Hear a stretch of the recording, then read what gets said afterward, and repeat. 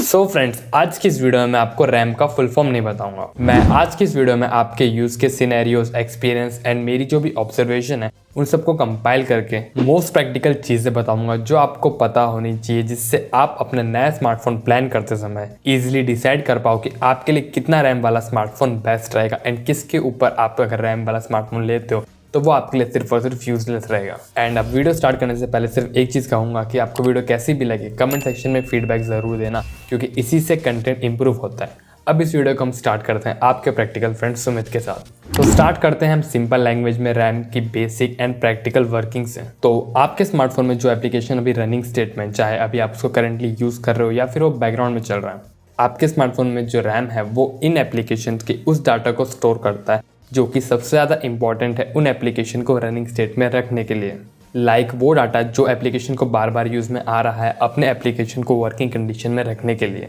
और इन एप्लीकेशन का जो डाटा रैम पे है वही आपके स्मार्टफोन को गाइड करेगा कि आप किस एप्लीकेशन के किस सेक्शन में अभी हो। फॉर एग्जाम्पल, आप अभी BGMI खेल रहे हो या फिर कोई भी गेम खेल रहे हो एंड उस टाइम पे आपके स्मार्टफोन पे कोई मैसेज आता है, फॉर एग्जाम्पल व्हाट्सएप मैसेज आता है, एंड अब उस व्हाट्सएप मैसेज को रिप्लाई करने के लिए आप अपना व्हाट्सएप ओपन करते हो। तो इस टाइम पे अगर आपके स्मार्टफोन में इनफ रैम होगी कि जो आपके गेम का डाटा है वो आपके रैम पे स्टोर रहे एंड अब साथ ही में जो व्हाट्सएप के एप्लीकेशन को रन करने के लिए जो इंपॉर्टेंट डाटा चाहिए वो भी आपके रैम पे लोड हो पाए, तो आपका जो व्हाट्सएप है वो यहाँ पे लोड हो जाएगा या बोल लो ओपन हो जाएगा। एंड फिर जब आप उस मैसेज का रिप्लाई करके वापस अपने गेम पे आओगे तो आपका गेम वहीं से ओपन होगा जहाँ पे आप उसको छोड़ के गए थे, और आप अपने गेम को वहीं से कंटिन्यू इसलिए कर पा रहे हो क्योंकि जो डाटा आपके गेम का था वो आपके रैम पे स्टोर था जब आपने अपने व्हाट्सएप को ओपन किया था। लेकिन व्हाट्सएप ओपन करते समय अगर आपके रैम पे स्पेस खाली नहीं हुई, यानी कि आपका जो रैम है आपके स्मार्टफोन में वो कम है, तो सबसे पहले जो आपका स्मार्टफोन है वो सबसे पहले उस गेम को बाहर निकालेगा, उसका जो भी डाटा है उसको रैम से हटाएगा। देन फिर आपका जो व्हाट्सएप एप्लीकेशन है वो ओपन होगा एंड फिर जब आप व्हाट्सएप पे मैसेज करके अपने गेम को ओपन करोगे तो वो रीस्टार्ट होगा, ना ही वहाँ से कंटिन्यू होगा, क्योंकि जो उसका डाटा था वो रैम पे स्टोर ही नहीं है एंड वो इन्फॉर्मेशन वो दे ही नहीं सकता स्मार्टफोन को कि आप अपने गेम में कहाँ थे, क्योंकि रैम पे से वो डाटा हट गया है जो उस गेम को रनिंग स्टेट में रखने के लिए इम्पॉर्टेंट था। नाउ इस एग्जांपल का सुनने के बाद मुझे लगता है कि जिनको रैम का बेसिक एंड प्रैक्टिकल यूज़ नहीं पता था उनको समझ में आ गया होगा।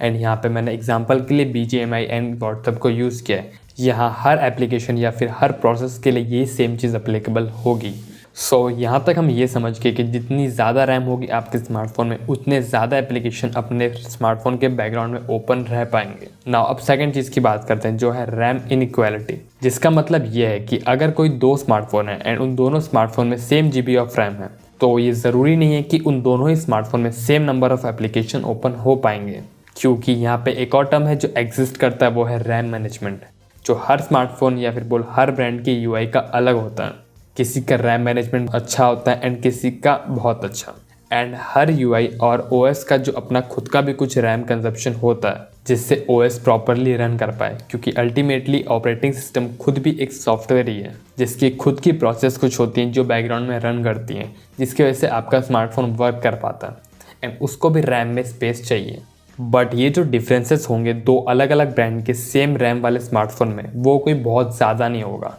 नॉर्मली अगर आप मान लो एक स्मार्टफोन में 10 application at A time open हो सकती हैं, तो हो सकता है कि दूसरे ब्रांड वाले स्मार्टफोन में 8 हो, लेकिन बहुत ज़्यादा यहाँ पे डिफरेंस नहीं होगा। और यहीं पे डिफरेंट ब्रांड्स की डिफरेंट रैम मैनेजमेंट की वजह से एक और चीज़ हो सकती है। फॉर एग्जाम्पल, आप मान लो अपने स्मार्टफोन में आपने 8 एप्लीकेशन ओपन किए एंड जैसे आप 9th एप्लीकेशन ओपन करने जा रहे हो तो ज़रूरी नहीं है कि जो आपका फर्स्ट एप्लीकेशन है, यानी कि सबसे पहले जो आपने एप्लीकेशन ओपन किया था सबसे पहले वही रैम से बाहर जाएगा। यहाँ पे आपका जो फ़ोन है, जो आपका ऑपरेटिंग सिस्टम, वही डिसाइड करेगा कि कौन से एप्लीकेशन को रैम से हटाने से ज़्यादा फ़ायदा होगा। ये आपके जो ऑपरेटिंग सिस्टम की जो एल्गोरिदम है वो डिसाइड करेगी। नाउ अब यहाँ से आगे बढ़ते हैं, बात करते हैं थर्ड चीज़ की जो कि है अबाउट फीचर, यानी कि फॉर एग्जाम्पल कि अभी आपके स्मार्टफोन में 5 application at A time open हो पा रही है, तो ये ज़रूरी नहीं है कि यही सेम एप्लीकेशन आपके स्मार्टफोन में 3 साल बाद ओपन हो पाएंगी सारी एक साथ, क्योंकि जैसे जैसे टाइम बीतेगा वैसे आपके उन एप्लीकेशन के अपडेट भी आएंगे एंड वो वाले एप्लीकेशन के जो अपडेट होंगे वो डेफिनेटली उस एप्लीकेशन को थोड़ा रिसोर्स हंग्री बनाएगा, यानी कि पहले से ज़्यादा वो रिसोर्सेज यूज़ करना स्टार्ट करेगा। एंड ये जो मैं 3 साल की बात कर रहा हूँ वो बहुत ज़्यादा डिफरेंस नहीं लाएगा, लेकिन डिफरेंस नोटिसेबल होगा।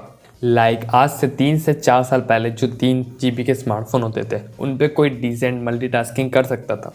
यानी कि अपने जो सोशल एप्लीकेशन एंड ब्राउज़र वगैरह मल्टीटास्क कर सकता था। लेकिन इस टाइम पे जो 4 GB है वो मिनिमम बन गई अगर आपको डिसेंट लेवल की भी मल्टीटास्किंग करनी है तो। नाउ अब हम बात करते हैं फोर्थ चीज़ के बारे में, जो कि मेरे हिसाब से अभी सिर्फ और सिर्फ एक मार्केटिंग गिमिक है,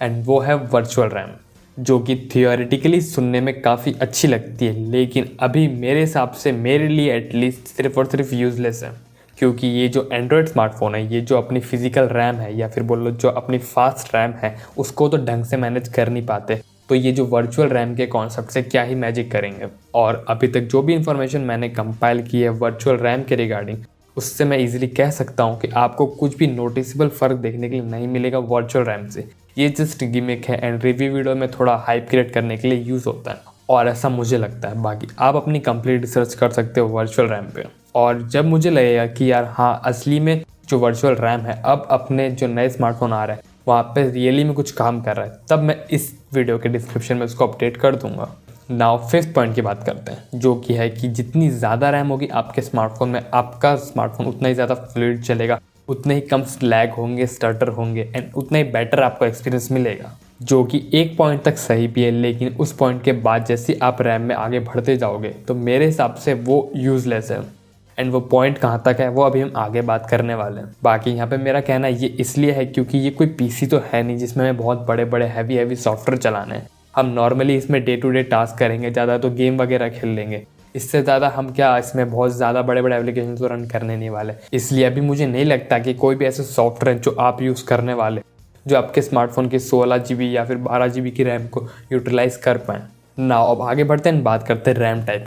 तो अभी जो फिलहाल मार्केट में सबसे ज़्यादा स्मार्टफोन अवेलेबल हैं वो है LPDDR4X रैम के साथ। लेकिन यहाँ पे जो भी स्मार्टफोन अपर रेंज में आ रहे हैं उनमें आपको LPDDR5 रैम देखने के लिए मिलेगी। बट ऑनेस्टली स्पीकिंग आपको DDR4 एंड DDR5 रैम में ऐसा कोई नोटिसेबल फ़र्क देखने के लिए नहीं मिलेगा। अभी जो एप्लीकेशंस हैं वो DDR4 एंड DDR5 टाइप की रैम में कोई बहुत ज़्यादा आपको जंप देखने के लिए नहीं मिलेगा। और यहाँ पे मैं कहना ये चाहता हूँ कि अगर आपके बजट में DDR4 वाला अगर स्मार्टफोन आ रहा है तो आपको सिर्फ और सिर्फ DDR5 वाले रैम के स्मार्टफोन को लेने के लिए एक्स्ट्रा पे करने की ज़रूरत नहीं है।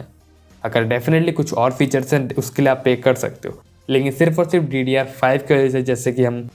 PC वगैरह में करते हैं कि एक वर्जन ऊपर देखने के लिए हम एक्स्ट्रा पे करते हैं, वो चीज़ अभी आपको स्मार्टफोन में करने की ज़रूरत नहीं है। नाउ अब यहाँ से आगे बढ़ते हैं, बात करते हैं आपके लिए कितना रैम सफिशिएंट होगी।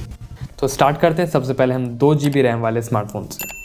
2 GB के स्मार्टफोन का जो अभी करंट केस सिनेरियो है उसको अगर आप देखो तो ये जो 2 GB वाले स्मार्टफोन होते हैं उनमें ढंग से एंड्रॉयड भी रन नहीं हो पाता। आपको जो नॉर्मल टास्क होते हैं, जो UI होती है, उसी में आपको ईजिली स्टटर एंड लैग देखने के लिए मिलेंगे।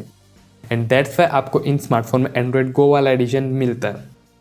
इसलिए मैं ये ईजिली कह सकता हूँ कि आपको एक जो 2 GB रैम वाला स्मार्टफोन है ये उनके लिए सही रहेगा जिनको सिर्फ और सिर्फ प्राइमरी कॉलिंग करनी है, या फिर वो फीचर फ़ोन से अभी स्मार्टफोन में शिफ्ट हुए हैं एंड इस टाइम पे वो सिर्फ और सिर्फ मेनली उससे कॉलिंग करेंगे एंड एक बार में सिर्फ और सिर्फ एक एप्लीकेशन ही चलाएंगे। एंड जो एप्लीकेशन चलाएंगे वो भी कोई छोटे एप्लीकेशन ही होंगे, लाइक ब्राउज़र हो गया, सोशल मीडिया एप्लीकेशन होंगे, मैसेज एप्लीकेशन हो गए, या फिर थोड़े शॉपिंग वाले एप्लीकेशन को भी आप ले सकते हो। लेकिन एक टाइम पे सिर्फ और सिर्फ एक एप्लीकेशन। हो सकता है कि एक आध स्मार्टफोन हो जिसमें आप 1 से 2 एप्लीकेशन एक टाइम पे चला पाओ, लेकिन मोस्टली जो 2 GB वाले स्मार्टफोन आते हैं उसमें आप एट ए टाइम एक एप्लीकेशन ही चला पाओगे। एंड यहाँ पे मैं भी सिर्फ स्मॉल एप्लीकेशन की बात कर रहा हूँ, बड़े एप्लीकेशन आप उसमें भूल जाओ, आपको काफ़ी बेकार एक्सपीरियंस मिलेगा।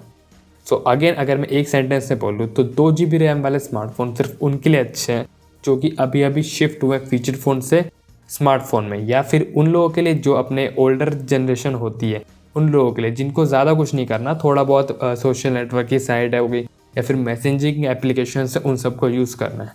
ना। अब बात करें हम 3 GB रैम वाले स्मार्टफोन की, तो 3 GB रैम वाला स्मार्टफोन जो है वो आप बोलो एक स्टार्टिंग पॉइंट है मल्टीटास्किंग करने के लिए। यानी कि अगर आपको मल्टीटास्किंग करनी है small application again browser, social networking application, messaging application, shopping sites, इनकी बात कर रहा हूँ, अगर आपको इनमें मल्टीटास्किंग करनी है तो आप कर सकते हो। एंड आप इसमें जो कैजुअल गेमिंग है वो भी कर सकते हो। लेकिन आप गेमिंग के साथ साथ अगर आप अब चाहते हो कि मैं व्हाट्सएप भी खोल लूँ, तो वो चीज़ आप 3GB वाले स्मार्टफोन में अभी नहीं कर पाओगे। आज से 2-3 साल पहले की बात करते तो आप एक आध एप्लीकेशन खोल सकते थे, मोस्ट पॉपुलर गेम जो अपना BGMI है या फिर बोलो PUBG था उसके साथ। लेकिन इस टाइम पे मोस्टली जो स्मार्टफोन आते हैं उनकी रैम मैनेजमेंट इतनी अच्छी नहीं है, अपने एंड्रॉयड का भी साइज़ बढ़ गया है, एंड दैट्स वाई अभी अगर आपको नॉर्मल एप्लीकेशन के साथ मल्टीटास्किंग करनी है, 1, 2, 3 मैक्सिमम 3 एप्लीकेशन के साथ करनी है, तो आप कर सकते हो। सो अगर मैं एक लाइन में बोलूँ 3GB वाला स्मार्टफोन उन लोगों के लिए काफ़ी सही रहेगा जिनको सिर्फ और सिर्फ बेसिक काम करना है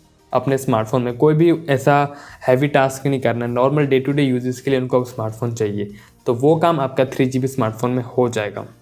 बाकी हम बात करें 4GB रैम वाले स्मार्टफोन की, तो ये एक डिसेंट स्पॉट है अगर आपको मल्टीटास्किंग करनी है, यानी कि जो आप 3GB वाले स्मार्टफोन के जो भी काम है 4GB वाले स्मार्टफोन में कर सकते हो। उसके अलावा अगर आप डिसेंट गेमिंग भी करना चाहते हो, यानी कि BGMI, COD, फ्री फायर ये सब खेलना चाहते हो, एंड इसके टाइम पे अगर आपके फ़ोन में कोई कॉल वगैरह आता है एंड उसको आप रिसीव भी करते हो, तो आपका गेम रीस्टार्ट नहीं होगा, क्योंकि 3GB वाले स्मार्टफोन में कई स्मार्टफोन में आपको देखने के लिए मिलेगा। तो अगर मैं 1 सेंटेंस में कहूँ तो 4GB वाले रैम वाले जो स्मार्टफोन है वो एक मॉडरेट यूज़र के लिए सही है, एंड आपको डे टू डे टास्क में कोई दिक्कत नहीं होगी 4GB वाले स्मार्टफोन से, या फिर बोलो रैम के डिपार्टमेंट से आपको कोई दिक्कत नहीं आएगी उन स्मार्टफोन में।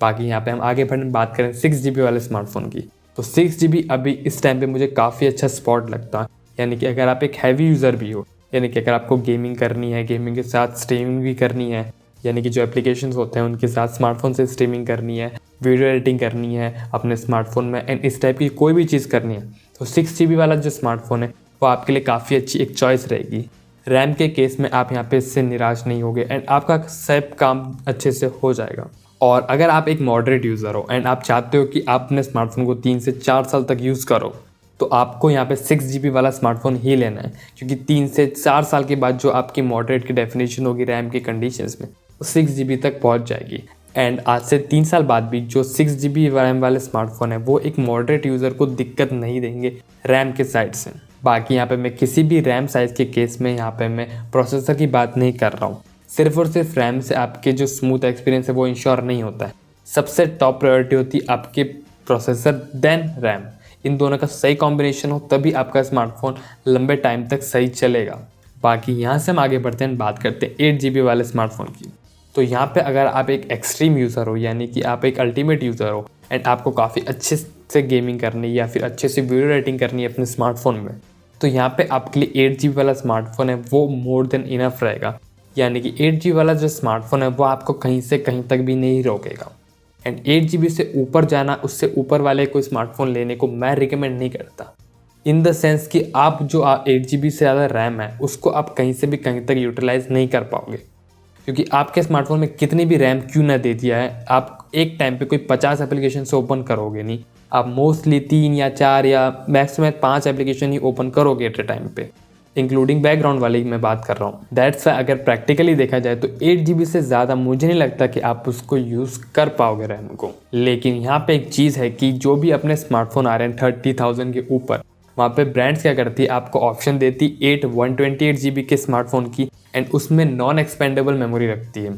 एंड फिर आपको एक ऑप्शन देती है 12 to 56GB की। तो यहाँ पे यूज़र को ना चाहते हुए भी उस एक्स्ट्रा रैम के लिए पे करना पड़ता है, जिसकी वो मुझे लगता कभी उसको यूज़ कर पाएगा, उस रैम को फुल्ली यूटिलाइज कर पाएगा। जो एक्स्ट्रा 4GB रैम आपको के लिए वो पैसा दे रहा है वो उसको यूज़ कर पाएगा। एंड ये टाइप की जो गेम खेलती हैं ब्रांड, इसके बारे में कोई ज़्यादा बात भी नहीं करता, लेकिन डेफिनेटली ये चीज़ नहीं होनी चाहिए। बाकी हमारे जैसे लोगों के बोलने से कुछ होने वाला तो वैसे भी नहीं है, लेकिन फिर भी मैंने आपको बता दिया। और वैसे मैंने यहाँ पे इंटरनल स्टोरेज पे भी इससे अच्छी एक वीडियो प्लान की है, वो भी काफ़ी जल्दी आ जाएगी। और वीडियो कैसी लगी ये लाइक या डिसलाइक करके ज़रूर बताना, क्योंकि इतना तो मैं आपसे एक्सपेक्ट कर ही सकता हूँ। लेकिन अगर आपको कोई भी क्वेश्चन हो इस वीडियो के रिगार्डिंग, तो आप इस फॉर्मेट में कमेंट सेक्शन में पूछना, या फिर आप मुझसे इंस्टाग्राम पे पूछ सकते हो, आपको आपके कमेंट के रिप्लाई ज़रूर मिलेंगे। मैं मिलता हूँ नेक्स्ट वीडियो में, तब तक के लिए बाय।